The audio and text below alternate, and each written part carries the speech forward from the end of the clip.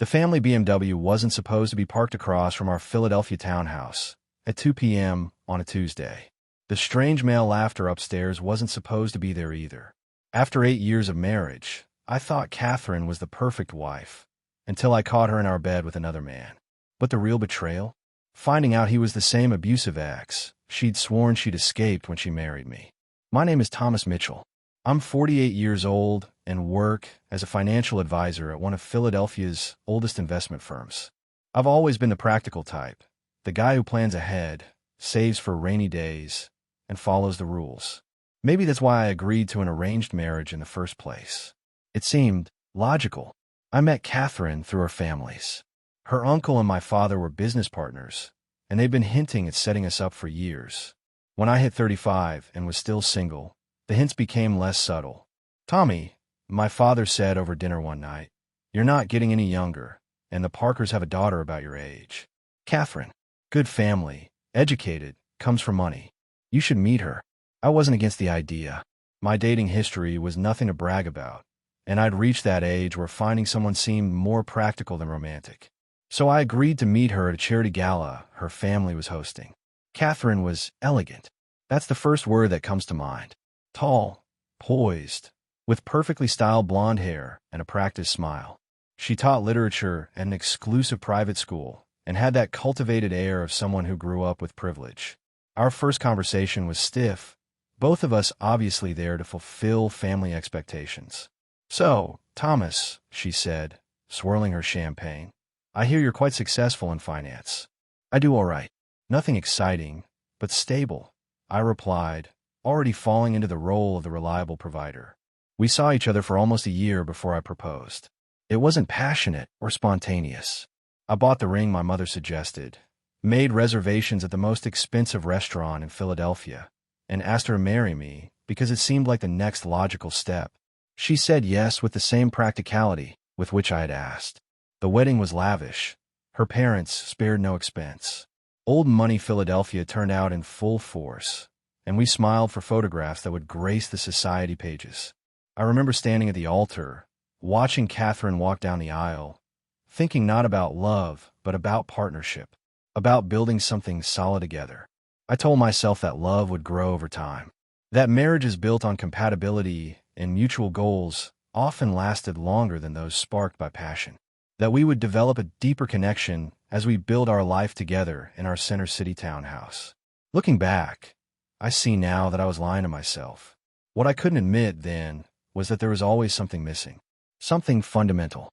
But I ignored that empty feeling, buried it under mortgages and dinner parties and the appearance of success. I became exactly what everyone expected of me, a successful Philadelphia financial advisor with the perfect wife and the perfect life. At least, that's what it looked like from the outside. For 8 years, Catherine and I maintained what looked like a perfect marriage to the outside world. We had the right friends, attended the right social events, and projected an image of success that made my parents beam with pride. Philadelphia's mainline society welcomed us, and we played our parts flawlessly. I worked long hours at the firm, building a client list of wealthy Philadelphians who trusted me with their futures. Catherine thrived at Westfield Academy, where she taught literature to the children of the elite. On weekends, we hosted dinner parties or attended charity galas, always smiling, always cordial. But behind closed doors, our marriage was quiet. Not explosive, not passionate, just there. Like a piece of furniture you stop noticing after it's been in your living room for years. "Thomas, the Hendersons invited us to their lake house next weekend," Catherine would say over breakfast, barely looking up from her tablet. "I already said yes. I hope that works with your schedule." "Sure," I'd reply, knowing that my schedule would accommodate whatever social obligation she'd committed us to. It always did. That was our relationship, cooperative, functional, and utterly devoid of intimacy. I told myself this was normal. That passion fades, and what remains is companionship. Catherine was an excellent hostess, maintained our home beautifully, and never caused scenes. I should have been grateful, right? But there were signs I ignored. How Catherine would stiffen when I touched her. How our conversations never ventured beyond the superficial. How she'd spend hours on the phone with her sister, but barely manage 5 minutes of conversation with me. Do you ever think about having children? I asked one night, breaking our usual pattern of small talk. Catherine looked at me as if I'd suggested we move to Mars. At our age, that ship has sailed, Thomas. Besides, I have my students. That's quite enough for me. I didn't push it. I never pushed anything with Catherine.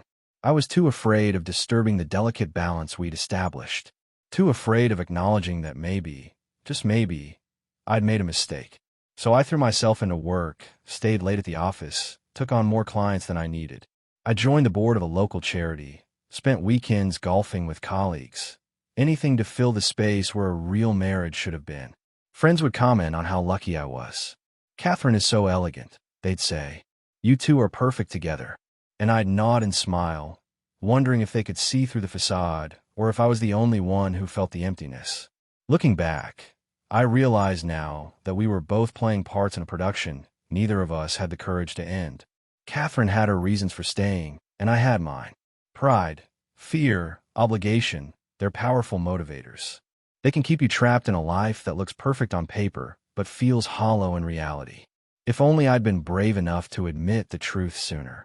It might have saved us both from what came next. They say the truth always finds a way to surface. For me, it happened on an ordinary Tuesday evening. I'd come home early from work after a client canceled our meeting. The townhouse was quiet when I entered, but I could hear Catherine's voice coming from upstairs. She was on the phone in our bedroom, the door partially open. I was about to announce my presence when something in her tone made me pause. She sounded different, animated, authentic in a way she rarely was with me. I know, Beth. Trust me. I know, Catherine was saying to her sister. If I could go back and do it all over again, I would never choose him again. Thomas was convenient, safe. But God, the boredom of it all. I froze in the hallway, my briefcase suddenly heavy in my hand. My wife's words hit me like a physical blow, and I had to lean against the wall to steady myself. You don't understand what it's like, she continued, unaware of my presence. Living with someone who's just there, like furniture. He doesn't challenge me, doesn't excite me. He's exactly what Mom and Dad wanted for me. Stable, respectable, financially secure. But I feel like I'm slowly dying inside. I overheard my wife say, I would never choose him again, and in that moment, everything I thought I knew about our marriage crystallized into a painful truth.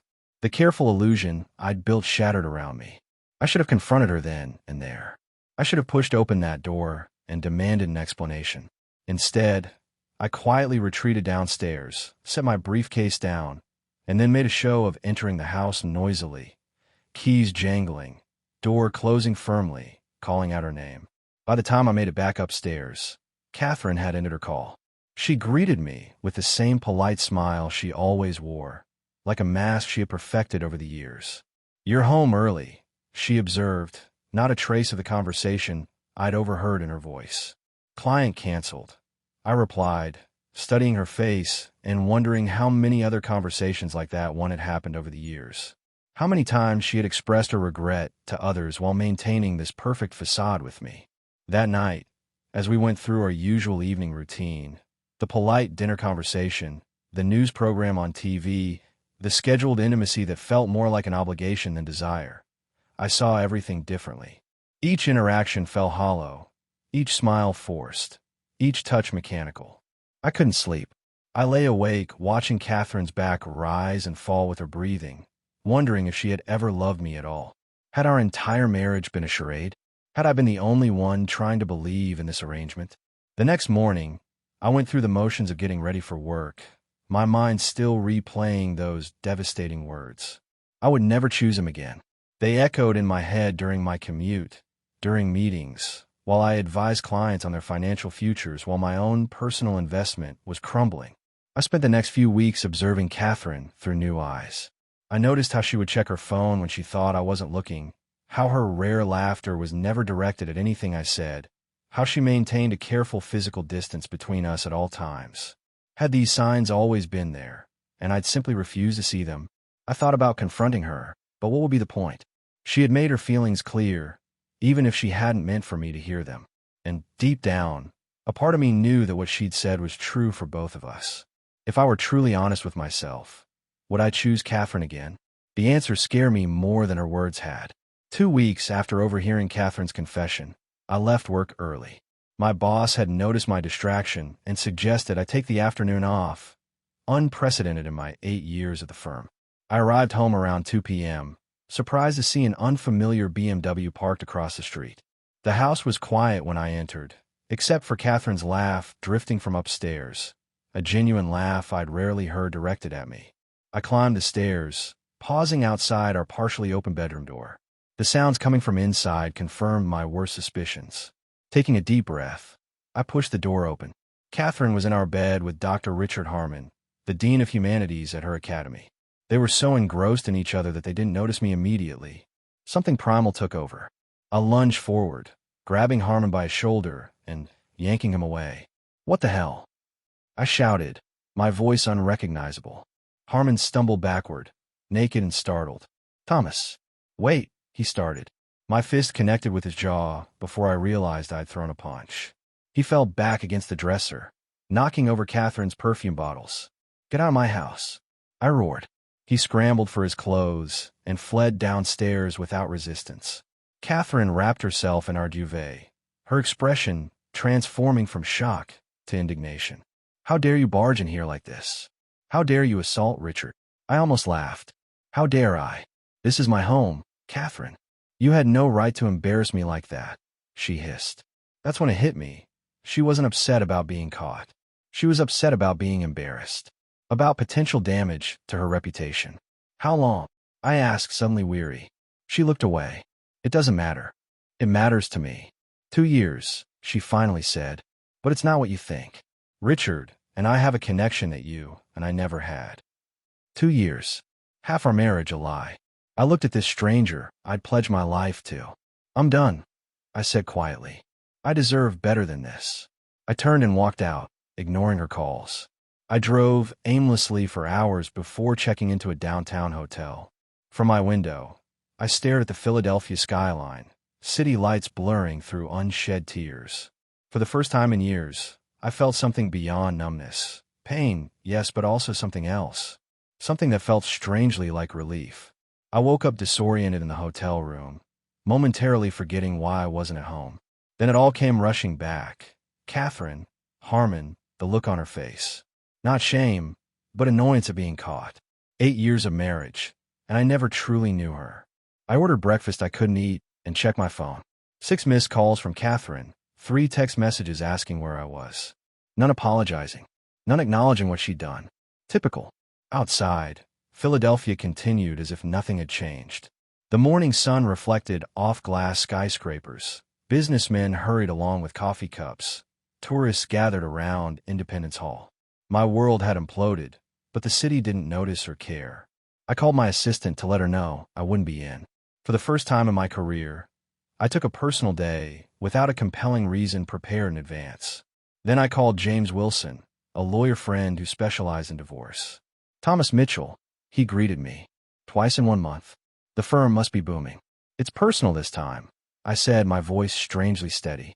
"I need to discuss divorce options." Silence on the line. "I'm sorry to hear that. Come by at noon. I'll clear my schedule." I showered and changed into yesterday's clothes, feeling oddly detached. In James's office, the reality began to sink in as I outlined what had happened. "Pennsylvania is a no-fault state," James explained, "but given the circumstances, we have options." Catherine's infidelity could factor into property division. I nodded mechanically as he outlined next steps, timeline, financial considerations. The dismantling of a life together reduced to legal procedures and asset allocation. "This isn't what you planned," James said gently when he finished. "None of us go into marriage expecting it to end." I looked out his window at the city sprawling below. The problem was exactly that. I planned everything. The right school, the right career, the right wife, and the right family. I never once asked myself what I actually wanted. "And now?" James asked. "Now I don't know," I admitted. "For the first time in my life, I don't have a 5-year plan." Later, I checked into a different hotel, unwilling to return to our townhouse yet. I sat on the bed with a scotch from the minibar, analyzing my marriage with the same clinical detachment I applied to investment portfolios. All the signs had been there. Catherine's emotional distance, our lack of genuine connection, the way she performed the role of wife rather than truly being one. I'd ignore the red flags, convincing myself that stability was enough, that passion was overrated. But the hardest truth to face was my own complicity. I'd chosen safety over authenticity, appearances over connection. I'd been so busy playing the part of successful husband that I'd forgotten to be an actual partner. The realization was both painful and liberating. The marriage I mourned had never really existed except in the story I told myself.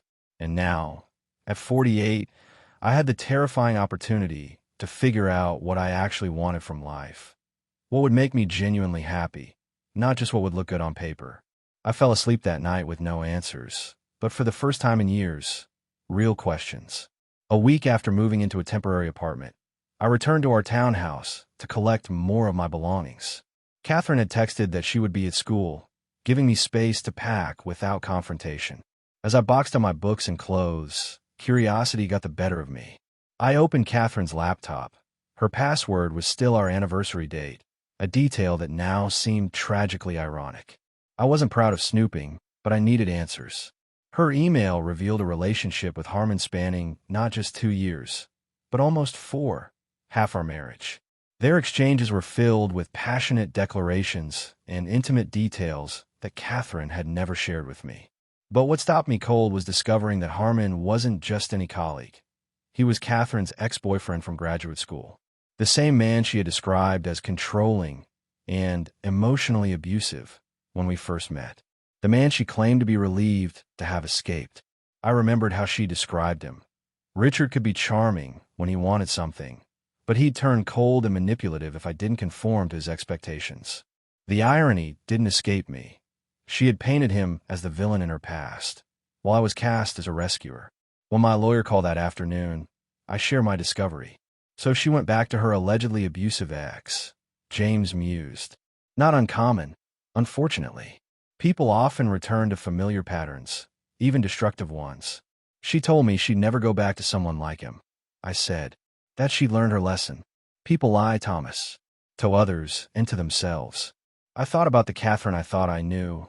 Poised, intelligent, independent. Had any of it been real? Or was our entire marriage just a safe harbor while she waited for harm and change? That evening, a mutual friend called to check on me. Emily had been Catherine's friend first, but had grown closer to me over the years. I feel stupid, I admitted to her. Everyone probably knew except me. Not everyone, Emily said gently, but some suspected. Richard has a reputation at the school. Catherine isn't his first entanglement with a married colleague. The next day, I met with a therapist James had recommended. Dr. Levine listened without judgment as I unpacked 8 years of delusion. It sounds like you're questioning not just your marriage, but your identity, she observed. I define myself as a husband, a provider, I acknowledged. I never stopped to ask if I was happy. And now I'm starting over at 48. I looked out her office window at Philadelphia skyline. It's terrifying. It's also an opportunity, she countered, to build a life based on what you want, not what's expected of you. I nodded, understanding intellectually, but not yet feeling it emotionally. The betrayal still felt like a physical wound, but beneath the pain, something else was emerging, a reluctant recognition that this ending might also be a beginning. 3 months after discovering Catherine's affair, I sat in James's office, signing the final divorce papers.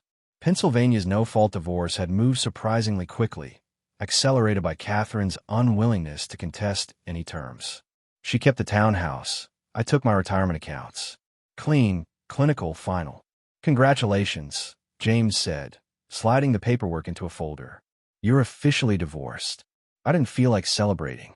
Instead, I felt an odd emptiness. Not grief exactly, but the strange disorientation of stepping away from a role I played for so long. What now? I asked, more to myself than to James. That's entirely up to you, he replied. For the first time in years, perhaps. Outside his office, Philadelphia was in full spring bloom. Cherry blossoms lined Rittenhouse Square, and people lounged on benches enjoying the warm afternoon. I walked aimlessly, trying to absorb my new reality. My phone buzzed with a text from Emily. Heard today was the day. Drinks later if you need to talk. or celebrate. I smiled despite myself. In the chaos of divorce, unexpected friendships had emerged. Emily had chosen my side when most of our social circle gravitated toward Catherine and her compelling narrative of an emotionally distant husband. Thanks. Maybe next week, I replied.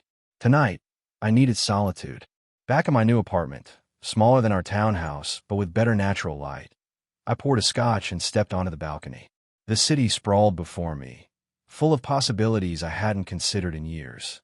My therapist had suggested I reconnect with old passions, so I dug out my cameras from storage. Before finance, before Catherine, photography had been my first love. I'd abandoned it as impractical under my father's guidance.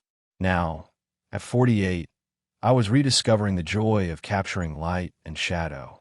The freedom felt terrifying, but exhilarating. No more society obligations. No more maintaining appearances for Catherine's colleagues. No more suppressing my own interests to accommodate her preferences. I'd learned that Catherine had moved in with Harmon almost immediately after our separation. According to mutual friends, they were already discussing marriage. The news had stung at first, but now I found I could wish her well without bitterness. Whatever game she was playing, with him, with herself, it was no longer my concern. My phone buzzed again. My mother this time. Your father and I are worried. Call us. I silenced the phone. They never understood why I'd thrown away a perfectly good marriage. They didn't want to understand. Their disappointment was no longer my burden to carry. For the first time in my adult life, I answered only to myself. The realization was both terrifying and liberating. Tomorrow would come with its own challenges, but tonight, I would savor the simple, profound pleasure of making choices solely for myself. 6 months after my divorce, I'd established a new rhythm to life. Weekdays were devoted to my finance career, which I'd scaled back to reasonable hours. Evenings and weekends became mine again, for photography workshops, hiking the Wissahickon trails, and reconnecting with friends I'd neglected during my marriage. I was having dinner with Emily at a new restaurant in Old City when she hesitated over her wine glass. Have you heard about Catherine? I paused, fork halfway to my mouth. No. Should I have? Emily shifted uncomfortably. There's been talk at the school. Richard, Dr. Harmon, has been placed on administrative leave. Something about inappropriate behavior with a graduate assistant. I set down my fork, absorbing this information. And Catherine? She's standing by him publicly, defending him to the board. But Jen from the English department says she's barely holding it together.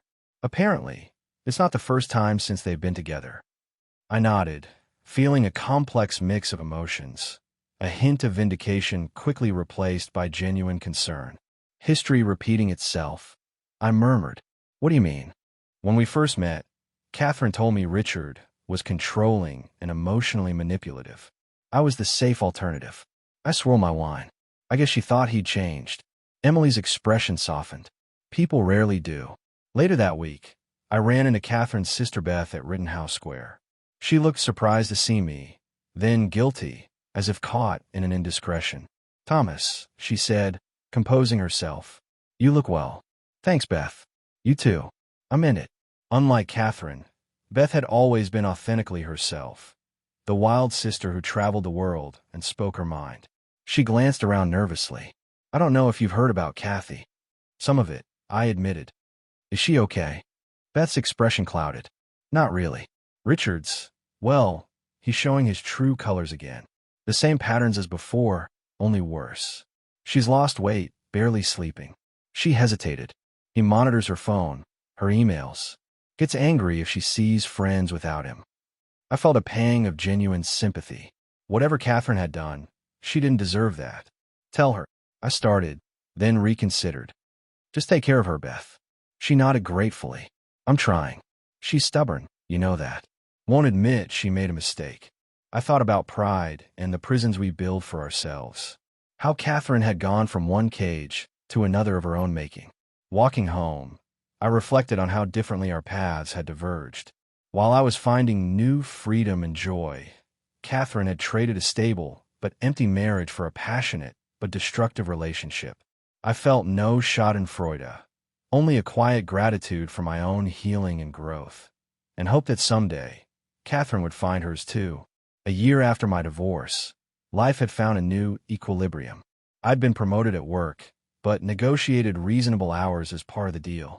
My photography hobby had evolved into a small side business, with 2 local galleries featuring my Philadelphia cityscapes. I'd even started dating occasionally. Nothing serious, but enjoyable connections that reminded me I wasn't defined by my failed marriage. Then, on an ordinary Tuesday evening, my phone lit up with a name I hadn't seen in months. Catherine. We need to talk. Please. I stared at the message, unsure how to respond or whether to respond at all. Before I could decide, another text arrived. I made a terrible mistake, Thomas. I see that now. A knot formed in my stomach. After a year of healing, of building a new life, Catherine's sudden reappearance felt like a threat to my hard-won peace. I set the phone down without replying and went for a long walk along the Schuylkill River Trail, trying to clear my head. By morning, 3 more messages had arrived. I know I don't deserve your time. Richard and I are over. For real this time. I missed the stability we had. I took it for granted. I showed the text to Emily over coffee. What do you think she wants? Emily raised an eyebrow.